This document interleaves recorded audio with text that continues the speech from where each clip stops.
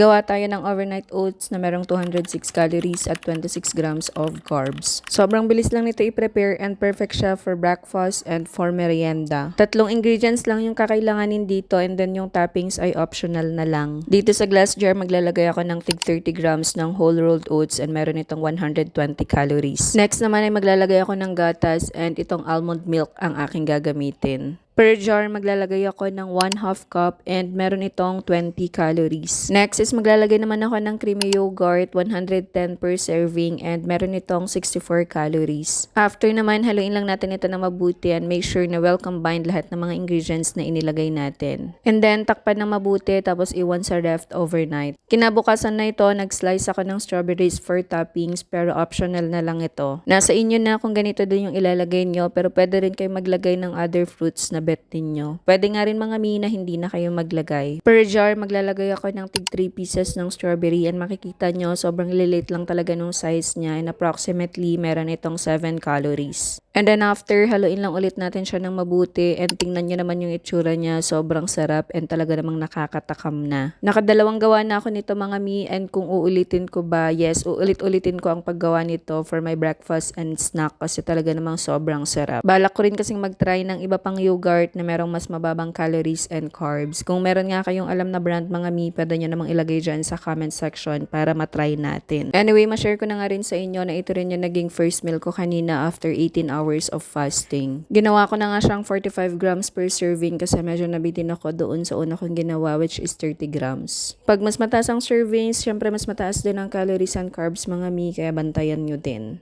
Yun lang. Bye!